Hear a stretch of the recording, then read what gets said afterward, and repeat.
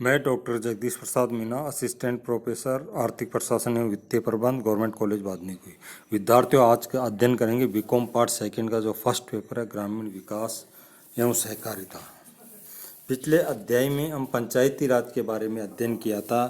अब आज अध्ययन करेंगे पंचायत राज की समस्याएं अथवा विफलताएं। पंचायत राज संस्थाएं ग्रामीण जनता से नहीं आशा और विश्वास पैदा करने में असफल रही है। वस्तुतः जब तक ग्रामीणों में चेतना नहीं आती तब तक ये संस्थाएं सफल नहीं हो सकती।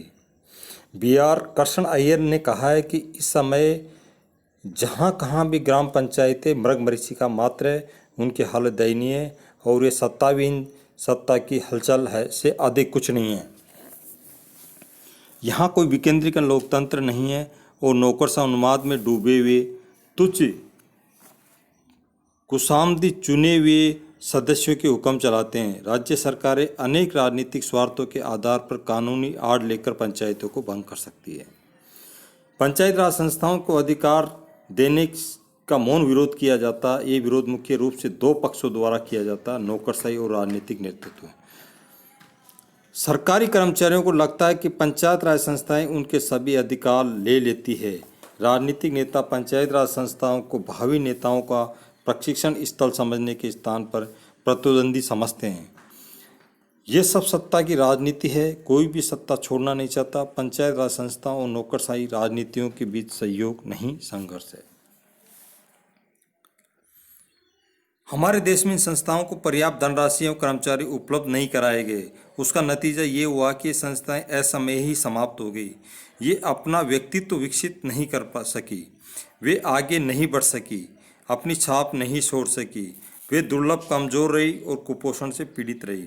अतः श्री नरसिम्हम का ये कथन बिल्कुल सही है कि पंचायत राज की सफलताएं पक्षपात की स्थिति में पहुंच गई। उन्हें स्वशासन की जन संस्थाएं कहना लोकतंत्र के पूरे ढांचे का मजाक उड़ाना होगा। पंचायत राज का आज नाम मात्र का अस्तित्व है और ये भी कागज पर और उन चंद लोगों की जुबान पर जिन्होंने वर्षों तक इसकी सफलता के लिए संघर्ष किया। पंचायत राज की समस्याएं एवं विफलताएं निम्न बिंदुओं द्वारा अध्ययन किया जाता। संवैधानिक प्रावधान का अभाव। देश के स्वतंत्र होने के बाद पंचायत राज संस्थाओं के माध्यम से ग्रामीण विकास के अनेक कार्यक्रम शुरू किए गए, लेकिन ये संस्थाएं ग्रामीण क्षेत्रों को उत्थान करने में विफल रही।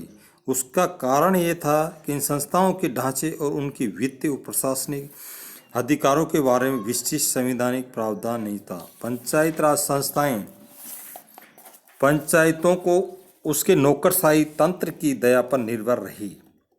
नेक्स्ट पॉइंट है राजनीतिक इच्छा शक्ति का अभाव। पंचायत राज की दूसरी समस्या विफलता। इन समस्याओं के साथ अधिकारों को बांटने की राजनीतिक इच्छा शक्ति का अभाव रहा। भारत में सभी राजनीतिक दल पंचायत राज संस्थाओं तक सत्ता के विकेंद्रीकरण का समर्थन करते हैं। नेक्स्ट पॉइंट है विशिष्ट वर्ग को ही लाभ। पंचायत राज संस्थाएं उन्हीं कार्यों को करने में रुचि लेती है जिनके लिए सरकार द्वारा अधिक अनुदान दिया जाता है। उस अनुदान का लाभ गांव के प्रभावशाली तथा समृद्ध लोगों ने ही उठाया है। नेक्स्ट पॉइंट है सामाजिक पिछड़ापन। ग्रामीण लोगों के सामाजिक पिछड़ापन भी इन संस्थाओं की एक समस्या है। आज भी ग्रामीण विकास में सामंती प्रवृत्तियां विद्यमान है। सूदखोरी, जाति और सांप्रदायिक टकराव तथा सामाजिक और सांस्कृतिक पिछड़ापन पंचायत राज संस्थाओं के प्रभावहीन रहने में और सहायक हुआ है। दलगत राजनीति।